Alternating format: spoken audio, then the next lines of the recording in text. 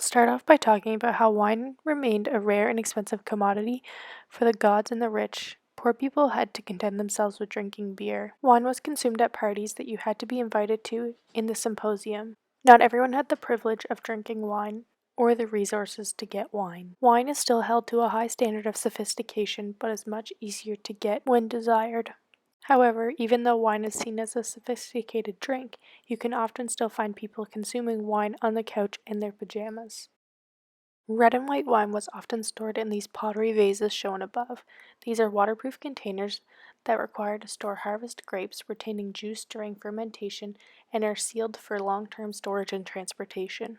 In today's society, we see different glasses that require different shapes for different wines. These different shapes change the body and the flavor of the wine itself. These glasses are only used for the consumption of wine.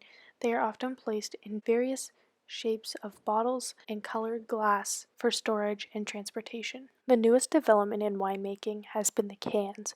These are very convenient for individual serving sizes of wine and easy transportation. Compared to the traditional red and white wine, there are now various different options for wine. That includes ice wine, rosé wine, white wine, red wine, and sparkling wines. Compared to the traditional pottery vases, wine is often now stored in stainless steel tanks depending on the size of the wine lot made.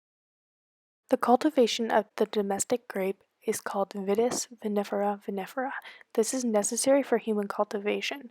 The wild grapes naturally climb onto the branches of the trees that are quite high. They're not easy to harvest and they are naturally aimed at producing the best fruit for humans. Today, the vines are much lower to the ground. They are often pruned back for easy harvesting. When wine first started to be harvested, the grapes were often picked and put into small baskets gently while the sounds of instruments were quietly playing in the back. Today, you will see wine being harvested into these small buckets, delicately placed one row at a time and never stacked for the best quality of grape.